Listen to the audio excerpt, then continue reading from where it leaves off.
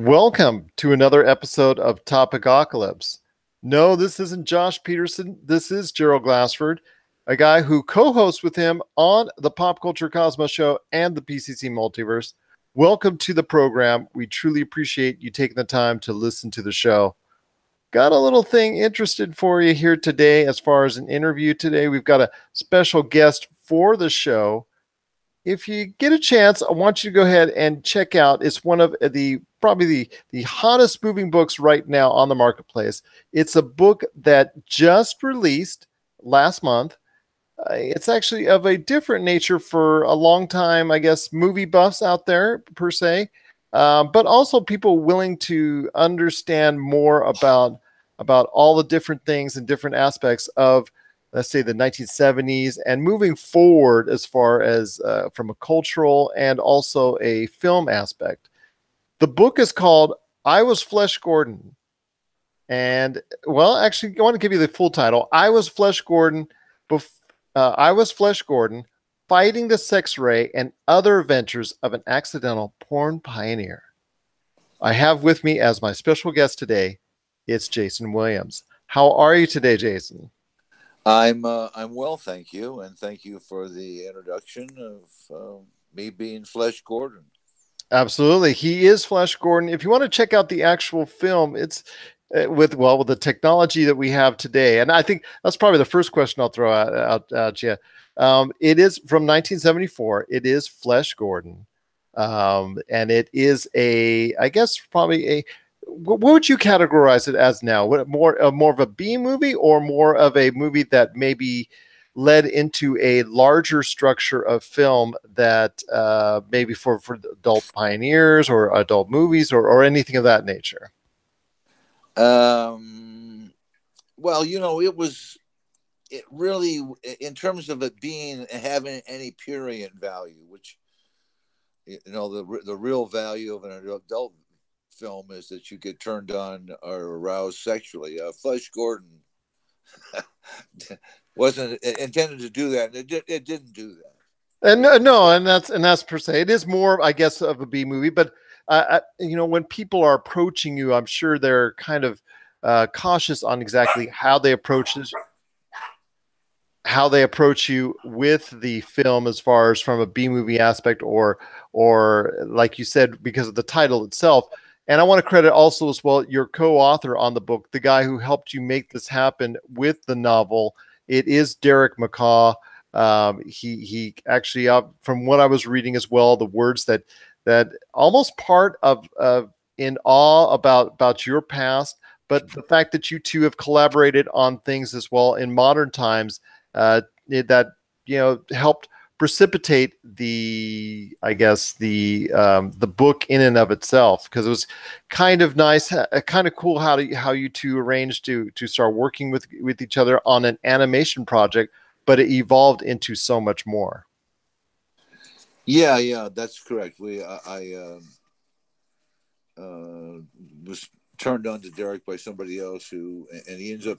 I thought he was really a very talented writer, and he has an ongoing thing that he does on the air now, and he's a real interesting guy and easy to work with, and real smart, and he's a real science fiction movie buff, and loves it, and loves animation, and loves superheroes, and so. One thing led to another, and when we finished working on the animation script, I decided I wanted to do the story about the making of Flesh Gordon, and all the people that worked on it and how it was, which I actually found out that myself, that it was actually triggered the making of Star Wars. Which, I didn't know that until we started working on the book, and we started researching blah blah blah. And Derrick told me that he had met a college professor that had told him that was without Flesh Gordon, Star Wars would have never gotten made. And the truth was that the George Lucas script had been at Fox for a couple of years, it was a script called The Star Wars. George wanted to get the rights to remake Flash Gordon, and he couldn't get them, so he created his own script. And at that time, you know, science fiction was fairly serious. It was not really any fun science fiction stuff out there. War of the Worlds and Day the Earth Stood Still and all the sci-fi stuff was pretty heavy and, you know, scary and all of that, not fun and lighthearted anyway. So the feeling was at Fox, well, we can't make the Star Wars movie with Harry talking Chewbacca's and robots that talk to each other and all the stuff the fun stuff that he had in the science fiction. It wasn't scary and all of that. It had some action in it, yeah, but it was basically fun, right? And had some maybe thoughtful values to talk about to people or to try to lay on to people. Hang on just a second. I'm going to put my dog up on the bed. He just got back from the hospital, and he's got one of those cones on, so he can't jump very good. I understand. No worries. All right. Okay. So then when Flash Gordon was released, and it was a huge hit, then all of a sudden 20th Century Fox says, well, you know what? We have that little movie called the Star Wars script here that has been sitting around for a couple of years. Maybe we should take another look at that. And of course they did. And a lot of the guys that actually worked on the special effects on Flash Gordon ended up working on Star Wars. Some of the main players on Star Wars were actually crucial to the making of Flash Gordon. In fact, Dennis Muren, who was the head of Industrial Light and Magic, there's a shot in Flash Gordon that was like the first computer-generated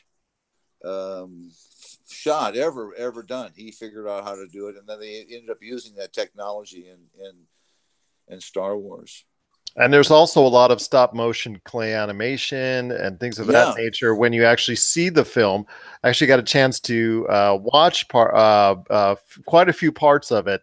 And I actually remember it from the day I'm approaching 50 myself. So of course, over the course of your life, you actually hear of a Flash Gordon.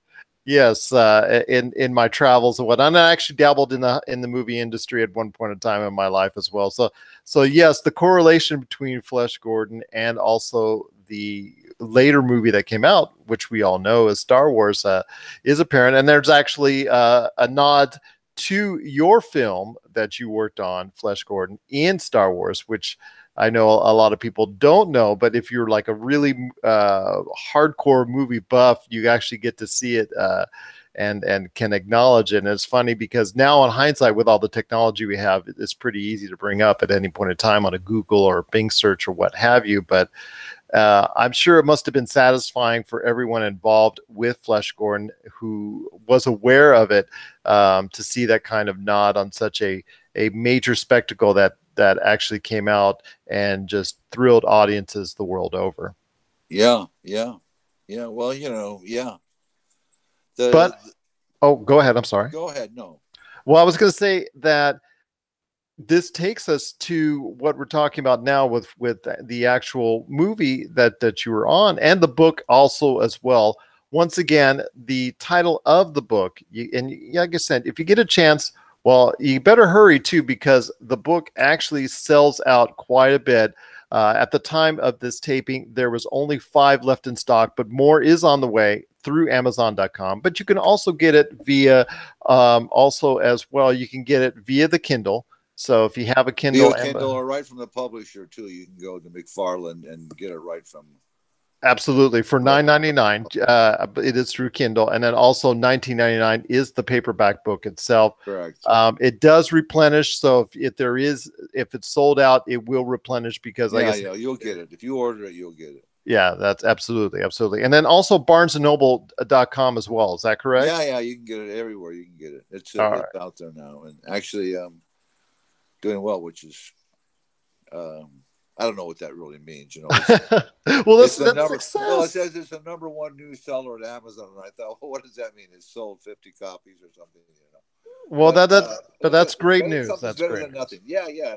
And look, it doesn't. I don't have a big publicist or company or anything behind the release or any of that. So it's all going to be like word of mouth. But it's a fun look at. It's. I think if I had to describe the book in terms of things that people might know, it's a cross between Midnight Cowboy and Boogie Nights. Yes, and anybody that I guess dabbles into that the adult movie scene, obviously would find the movie tame by Oh, today's very tame. Yeah, standards. like I Yeah, say, yeah. you're not gonna get a rise, if you know what I mean, from from watching film, because it's not. There's no. And what happened? And I think intentionally they wanted to have some parts of it have prurient value, but we were on such a short budget that they would shoot stuff in the wide shot, and of course, you really need close-ups to have any kind of sex is best if you're going to use it for pornography. You need to see you need to see the action, and when you're in a wide shot, it doesn't really help that idea out very much. And in fact, I do believe that the whole pornography thing, and I mentioned in the book when I walked in to get my my Flesh Gordon Superman costume, that there were two girls in there that were being fitted for Amazon skirts or some kind of material, and they were nude and they were shaved. And that was man, I was from Orange County, and any girl I'd ever met, that was like a new thing. Girls didn't shave themselves in the late 60s and early 70s. That just was not common. They might have shaved their bikini line or something like that, but they didn't shave it down to the bald muffin. And I think that they did that because the pornographers wanted to have really get good visual access of everything, so they got got everything out of the way so they could see what was going on with the camera. But like I say, in Flesh Gordon, there wasn't any of that, really, zero, because it was not, when they would finish the long shot, there was such a heavy schedule to get on and such a tight budget that, in fact, I say in the book, they were sawing and hammering and nails and drilling and painting while we were doing rehearsals. And the only time they would stop is when we actually were doing a take. And as soon as the take was over, the saws would start back up again, and or the construction. So everything was going kind of on at the same time, because there was, in film, money is time, and time is money. So they would, as soon as they didn't need the sound, then they would start working again. Well, I'll tell you what. People, when they watch the film, or even if they catch the highlights or whatnot, wherever they get their as far as video from it yes, it does have that B movie feel, but it does have that feel also as well, that there was a limited budget, but somehow within that limited budget, we're able to go ahead and, I guess, use movie magic to make the film enjoyable in many aspects. And that's what I think is one of the best parts about your movie that you worked on, and that you became so, I guess, connected with, as far as at least that portion of your career. Now, that wasn't your first foray. I mean, if you just look at the title, and people were just able to look at the title, it says, I understand that this was not exactly the route you intended to take, obviously, in that direction, but this wasn't your first foray into that type of, I guess, low budget B movie films, correct? Correct. I had done A couple years before. Well, a couple years before, maybe we had done. Well, see, now look, you're thinking Flesh Gordon came out in '74. Really, Flesh Gordon was shot in '71. Oh, okay. So Okay. there was 3 years in post. Okay. Okay. Between the animation and all that stuff took a tremendous amount of time. Almost like a video game by today's standards. Yeah, yeah. So and they had to make money because they ran out of money once they had finished the principal photography. The producers were really out of money, and they had to go then back and start making more adult movies, generate money from the adult movies, and then pour that money back into the finishing of Flesh Gordon. That's kind of how it went. They were robbing Peter all the time to pay Paul to try to get Flesh Gordon finished. And of course, in that time, they were doing the animation part of it, which was really tedious and time consuming. And they weren't except a couple of guys that they dealt with were on the ball, but there also were some guys that they were dealing with who were imagining that ghosts were coming into their studios at night like that, and were not so credible of characters. I can imagine working on something like that. I will say this. So you worked on Prison Girls, which was the first listed movie that you worked Yeah, on. Prison Girls was You was done that was after. a 3D. Actually, it was actually a 3D movie. Mm-hmm. That they had the German technique where they shot.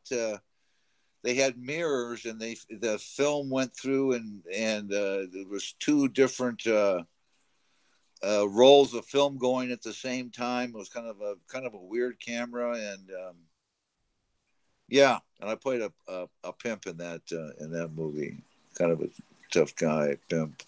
But you worked on that movie. You're saying you worked on that movie after Flesh Gordon, okay, while after Flesh, but it while I got was released waiting for Flesh got Gordon, released that and earlier. Cop Killers both.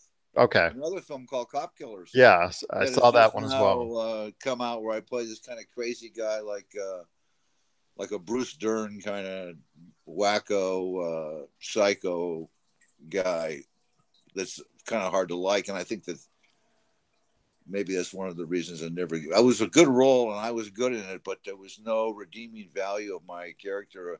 There wasn't any cute. I didn't have any cute stuff to do any kind of endearing. I wasn't socially. There wasn't any kind of social statement I was making about anything, except these guys just wanted to make money and they were on the run, and it's kind of brutal, and I didn't care about anybody, so I think it was hard for anybody to really care about me. Well, but it does show that you were able to make a successive line of movies within that realm. Now, one of the films that stands out, yes, you do have a lot of films that where I guess you can consider B films or things of that nature. But Sure.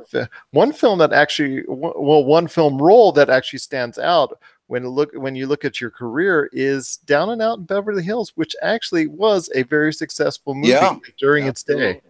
absolutely. Absolutely. Became friends with Paul Mazursky, who was kind of a well-known producer director, and we were really good friends. And so when he did his movie, then show business, he gave me a part, and I didn't have to read for it or anything else. He knew it was it was a couple 2 or 3 days worth of work. I played a cop and had to go over Richard Dreyfuss's house I don't know if you remember the movie, but they had a dog that was Richard Dreyfuss was banging his maid, and the dog, every time that he would go in and start making out with the maid, the dog would go over and set off the police alarm, so security.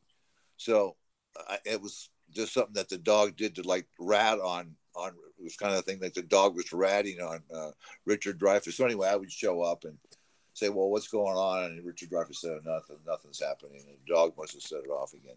But show business is so much of who you know, because it's really the only objective thing in show business. Every other thing is subjective. What's red? What's tall? What's a powerful wind? What is anything? I mean, when we get outside of the realm of numbers, which are uniformly the same throughout the world, and you start using other words to describe a thing, then there's this whole idea of, what is a good color of red? What's the right color of green? What's this? What's that? And it's all so subjective. That's why there's so much nepotism, because nobody really knows anything. Yes, everybody's trying hard and working hard and giving it their all, and all of that. I don't think that anybody's not involved emotionally with what they're doing.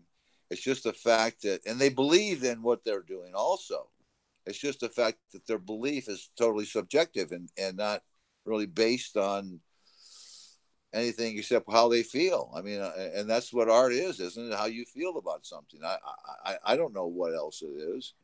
I mean, all my years of doing this and being involved with every kind of production you can imagine, from multi-million dollars to 25 cents. You know, there is no real truth about anything except who you know. That's the one thing in town. Why sort of it's, you know, who you know can't you. When I pick up the phone and now I know you, so when I call again, you will have this, at least this amount of time between us, and whatever feeling you have for me, it'll be in place. And when I call you up, I won't be a stranger, and you'll have whatever, you know, affinity to connect with me that you didn't have when you don't know who I am and you don't know me. And that's just the way life is. And I don't think there's anything wrong with it. I just think it's, you know, it's the way life is. And the Tinseltown is very fickle and very much who you know. And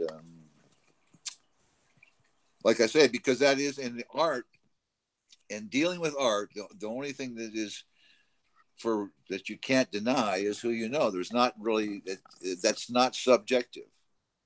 I guess you could say how well you know somebody is. How you might think, oh, I really know that guy really well. And he doesn't hardly know you very well, but at least he does know you. I mean, you know, that I guess there is some even within who you know, there is a certain amount of subjectivity involved. How well that connection really exists. I guess, and that depends probably on your position in life. If you're the head of the studio, you probably think everyone's a peon, and if you know the head of the studio, you probably think he's your you know, your long lost brother or something. You know. Well, I can tell you, I can't agree with you more on that, because I did work for two special effects companies during the mid 90s. And believe me, from what I experienced on there in my short time in the industry, it is an industry not only on that kind of always just, I guess it deviates not always from what you know, but it does always rely on who you know within that industry. And Yeah. connections are extremely important. They're extremely valuable within an industry. And if you don't have the right connections, you are not going to survive long term within the industry. So that's cannot agree with you more on that. And if you do survive long term, you'll have connections. Absolutely, absolutely. Once again, I am here with Jason Williams. He is the co-author, along with Derrick Macaw, of I Was Flesh Gordon, Fighting the Sex Ray and Other Adventures of an Accidental Porn Pioneer. You got to get the book today. It is available for $19.99 on Amazon.com. Also, as well, Barnes & Noble, I believe Goodreads and all that. Plus, also, you can get it available for the Amazon Kindle for just $9.99 as well.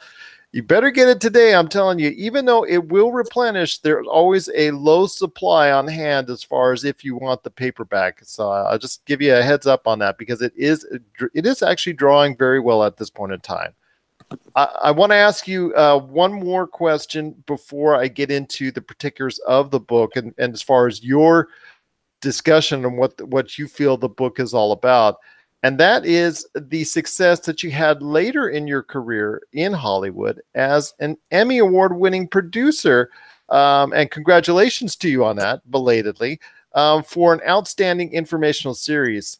Tell me what it's like for someone who starred in what is considered I guess, adult movie pioneer, to someone who could transition into a producer's role into an Emmy-winning program that you did, as far as the informational series and all the connections that you were involved in within that process. Well, you know, I think it's when you try to do anything other than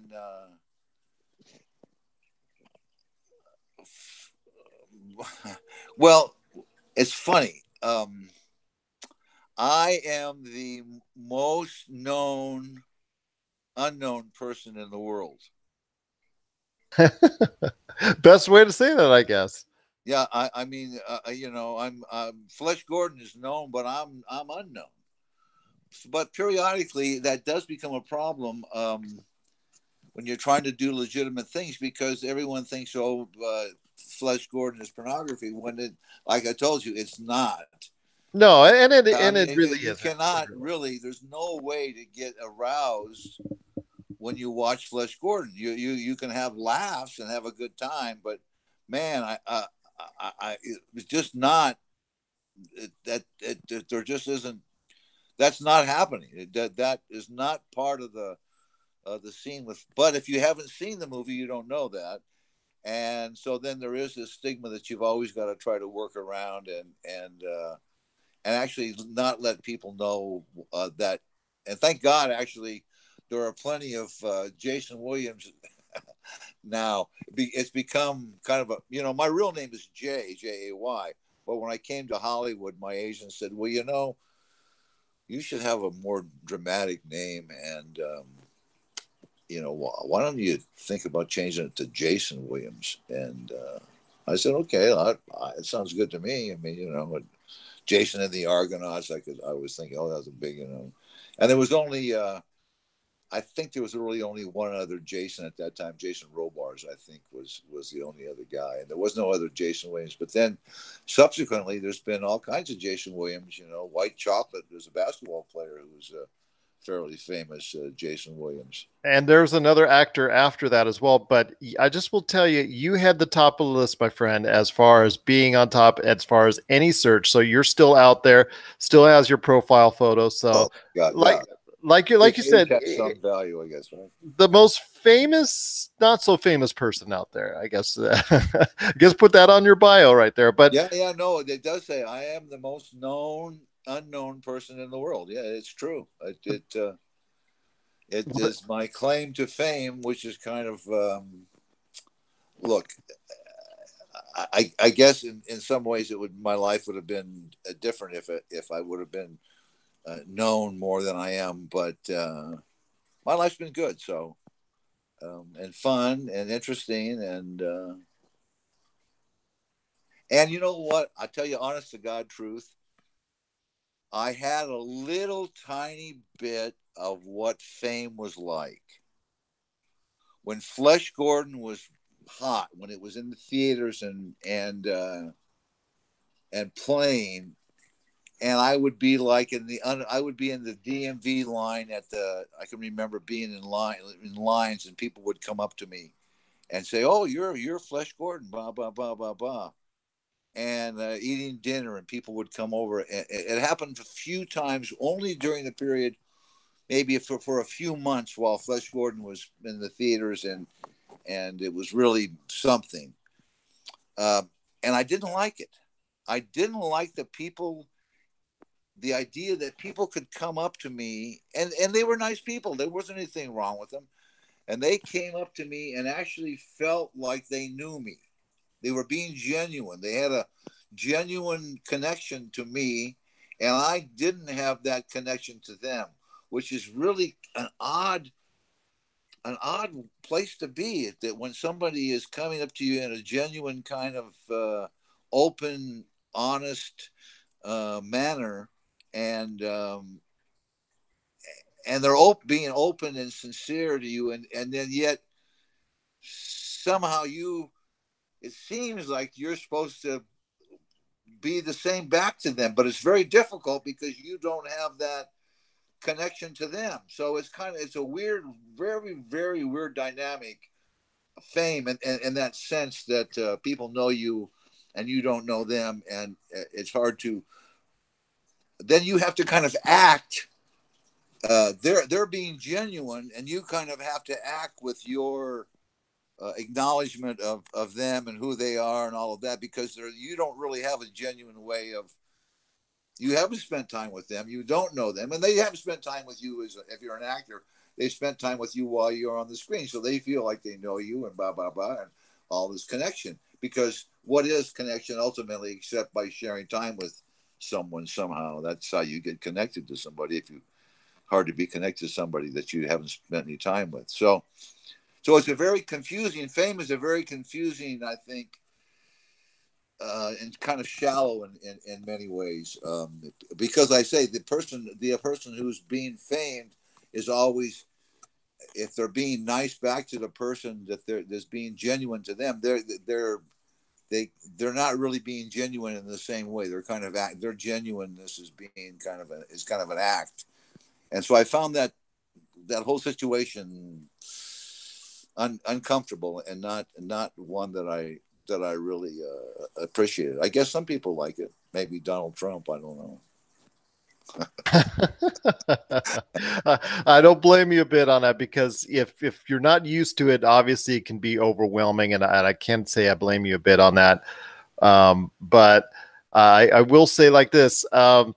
Yes, you are known, obviously, for the contributions that you made to, I guess, the B movie industry, if you want to say, and obviously the contributions that you made and the connections made to Star Wars with Flesh Gordon.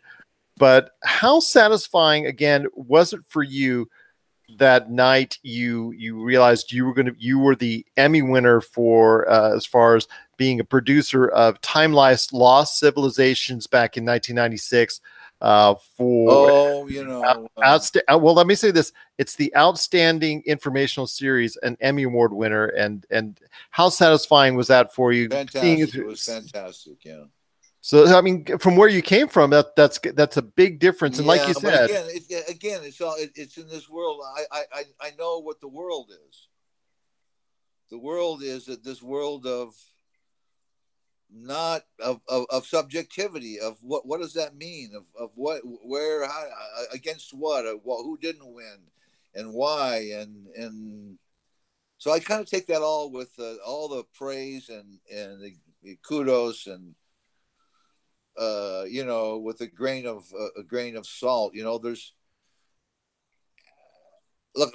a story about the opening night of Flesh Gordon, and it's kind of a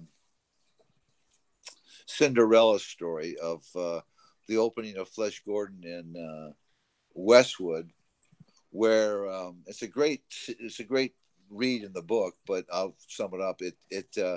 I go to they rent me a car, and they get two models to go with me. I'm in my Superman costume. It's a Mercedes convertible. I pull up in front of the Westwood Theater. There's Oingo Boingo Band is there. They have the Klieg lights, the red carpet.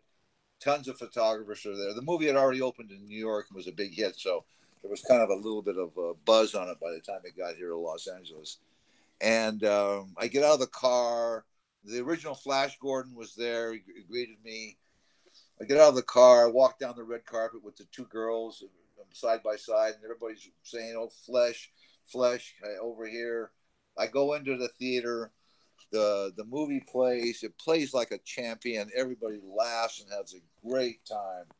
Couldn't have been really any better. I go back outside. I got the girls with me. We walk down the red carpet. By now the photographers and press, as everybody's going just ape shit, really like fighting each other to get a picture and stuff. They pull the car up, the Mercedes up. I jump in the car with the Superman costume. The two girls, the blonde and the brunette, get in. I peel out away from the theater, like that, and we get down to the corner. I turn the corner, and the one girl says, "Hey, I'm parked about 2 blocks away. Can you drop me off?" I said, "Sure." And she said, the other girl said, "Yeah, I'm going to meet my boyfriend over here. When you drop me off?" I said, "Sure." So then I take the car back to the rental place, and I'm in my Superman costume. I drop it off, and the guy says, "Oh, where'd you park your spaceship, buddy?" Yeah. And I said, "Yeah, funny." So I give the car back. Now it starts to rain. And I'm in the Superman costume. I run to my car, which was a beat up. I was an out of work actor. That just happened that now that this movie was coming out that we had done 3 years ago. So I was just out of work actor who was struggling. I had an old Mustang convertible that could barely run, and only one windshield wiper worked, and it had a leak in the roof. And I remember I'm driving home down Sunset Boulevard to my crappy apartment that I lived in, and it was raining, and rain was coming in, and the windshield wiper to click back and forth. and I'm shivering cold. And I thought to myself, God, just 10 minutes ago, I was I was God. People were paying. They would pay money to touch me, just to have me wave at them. They would. It was a thrill. And now I'm driving home down to my apartment, this rat apartment, and I'm in this crappy car, and it's raining, and my Superman suit's all wet, and it was just miserable. And I just had went from being on top of the world, like you couldn't believe, with adulation and everything, how great I was, and and just seconds later, literally just moments later, I'm nothing, I'm nobody. I'm going back to a rat hole. I don't know what's going to happen tomorrow, and so any adulation I got in Hollywood at any point in time, I realized was, you know, fleeting, and at best would be gone, and you better not try to live on your laurels. You better enjoy what you're doing, and that's probably the most important thing of all, that you care. I just finished this anti-drug movie for kids. I like to talk about just briefly, and so there's only kids in it. There's no adults, no adult voices, and it was such a struggle to even get to be able to film kids. And I kind of understand that we're protecting of kids, but in the same breath, I know that kids will listen to other kids in a way that they won't listen to me or you, or they won't listen to adults. It's a different voice. It's like our voices are not coming in clear. It's like a radio station that's not really tuned in properly. You're getting part of it, but then it's crapping out. You're not hearing all the complete sentences or what everybody's saying. And yet, when kids talk to kids, then I think it comes in loud and clear. And so that's what I did on this film. It's called Addiction Trap. And I've got, a lot of kids in it. I've got a lot of kids. There's several kids in it who died, and talked to their parents about going into finding their kids in a bedroom with a needle in his arm. And they didn't even know that he was a drug addict, and I can't imagine that the pain I felt from talking to these people was just incredible. Now the film is finished, and I'm having the same problem getting the film in front of kids, because of the same kind of fear of liability, of showing somebody something that they shouldn't see, and now you somehow encourage them to go do something, which is just such bullshit, because they're all going to get tempted by drugs. I mean, it just, I guess there's exceptions to every rule, but man, for the most part, if you're in middle school, you're going to get offered drugs at some point pretty soon. That's definitely a fair assessment. As a father of two daughters, I can totally empathize with that. And definitely more should come out as far as for your film is concerned on the fight against drugs, and that the message that it tries to have, as far as, like you said, from kids to kids, as far as staying away from that type of Yeah, atmosphere. But, like you said, it is out there, it is apparent, and then on that level, as far as from a kid to kid, a peer to yeah. peer aspect, it's very hard to say no. So It is, I because I'm telling you, when those kids get away from you and they're out with the rest of their buddies, and they're all saying, "Hey, let's do this. Let's have a good time. What's wrong with you? Are you chicken? Are you this? You afraid? Come on, man." This is how my movie starts. Kids saying this to each other. "You're with friends. Come on. Don't be chicken. This is happening. What's wrong with you?" And everybody, nobody wants, when you're a teen and you're an adolescent trying to find out who in the hell you are in life. It's very difficult. I mean, peer pressure is like a big vice, man. It's tough to fight against it. It squeezes you down, and it's really, and the only thing that will allow you to fight peer pressure, I think, is actual information, truthful information that you somehow know. Even as a teenager, this is true. The people in my film, when they're telling you about all the crap that happened to them and all the misery and suffering that they went through, that if they're not bullshitting you, and that is really what happened, and that you can die from the same thing that just got your friend high. It can kill you. It does. And so, you know, if we get this kind of information in their heads, it's not going to go anywhere if it really takes root. And then I think that if anything will allow them to stand up to peer pressure, it'll just be this information that they really believe in, and that somehow that's going to give them the strength to say no, because obviously I think they need help to say no. That's difficult, really difficult. Yeah, definitely. That is correct. It is difficult to try and avoid that type of lifestyle because it can suck you right in. Cannot agree with you more on that. Yeah. One last thing before we head on out, and it's in your own words, and I want to have you put it in your own words, what this book is all about. And again, it is like I said, if you get a chance out there, you got to check out this book.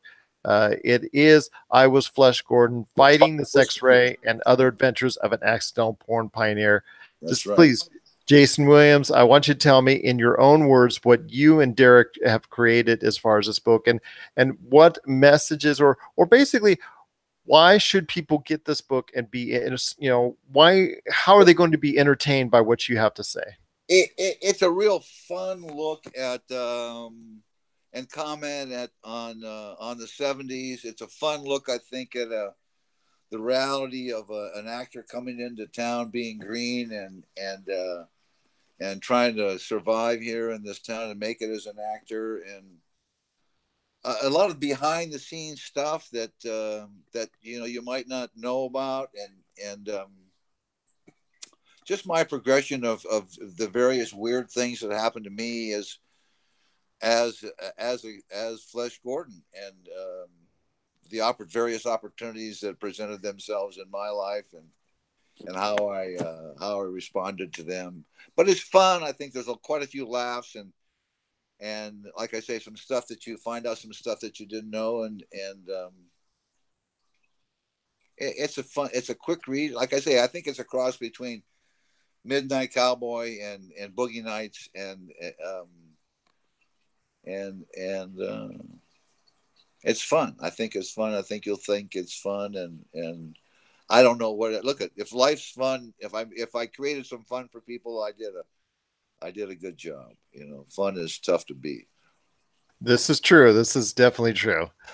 Once again, I appreciate you being on the show. It is Jason Williams. He is the co-author of the latest book that's out, I Was Flesh Gordon, Fighting the Sex Ray and Other Adventures of an Accidental Porn Pioneer. That's correct. Jason, it's been so great having you on the show, being part of the Topicocalypse today. And I hope to bring you back on as far as once the anti-drug film comes out. We'd like to get you back on the show. Yeah, no, it's out now. Listen, I'll come back on and talk about it. It's out. I'm trying to get it in the middle schools. I'm telling you, it's a struggle. It's a real beast. But in terms of Flesh Gordon, the line that my co-writer came up with was, what do Star Wars, Alice in Wonderland, Oingo Boingo, and Groucho Marx all have in common, and he says you have to read the book to find out. I mooned Groucho Marx once. It was very, he almost swallowed. It was like he bit a lemon. He had, I don't know if you remember his face, but his face was, oh my God. I do.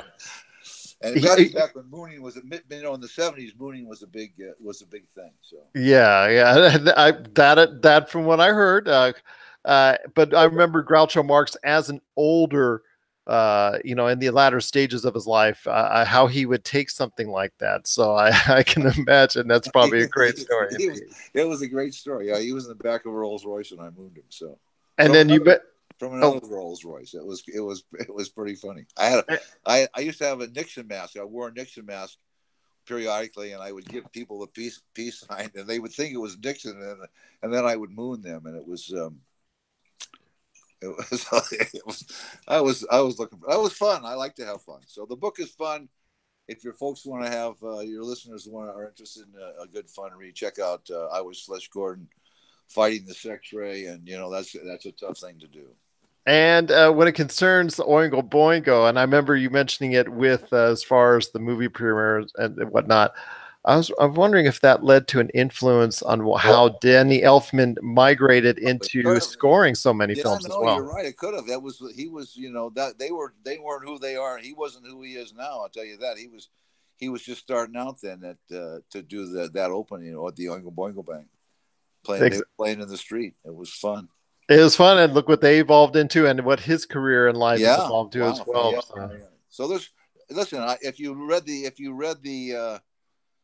index of the book, you'd say, "My God," because I read it myself, and I thought, "Man, there's really a lot. Everybody from Mae West to Denny Doherty, from the Mamas and the Papas to you name it. I ran across and had some kind of a thing with. So yeah, so you can find out a lot of star trivia and stuff like that if you're into that, because a certain amount of that happened to me, and I talked about it. And if it comes at a perfect time, because yet that point in time in history, you saw, not just name dropping, but the names that you correlate to in this era are individuals that are starting on their careers and other individuals that are ending or close to the end of their careers as well. Yeah. So it's a unique blend and a unique time that it came out, and who you were able to interact with. And those stories are all generated in this awesome book. Once again, everybody got to check it out. It is I Was Flesh Gordon, Fighting the Sex Ray and Other Adventures of an Accidental Porn Pioneer. Right. It is available today on Amazon.com. Also as well, Barnes & Noble, Goodreads. It's available as a Kindle, paperback, and also many other book outlets. Any others? Any other outlets that might be able to? Oh, I don't know. I think if they just go do a Google search, they'll find it at a friendly place of their convenience. Oh, that's awesome indeed. Well, Jason, it's been so great having you on the show, and it's true. Like I said, I welcome you back if you want to talk more about your other projects. So it sounds good. All right. Then again, thank you so much for being part of the show today. Thank you. All right, girl. All right. Thank you. And if you have any questions for us or what we can correlate with Jason, please send it to us. Do you edit? How long is your show? What will this edit down to be? 10 or 15 minutes or something? No, actually, it'll be the whole thing. Oh, I see. Okay, cool. The whole show is dedicated to you, my friend. So cool. But if you have any questions out there, everyone, just please send it to us right here at humanicamedia@gmail or Pop Culture. We'll do another show if you get enough questions. So there you go. Sounds good. Sounds good indeed. Okay. All right. Thank you so much for taking. Thank you so much. All righty. Take care. Bye. Bye.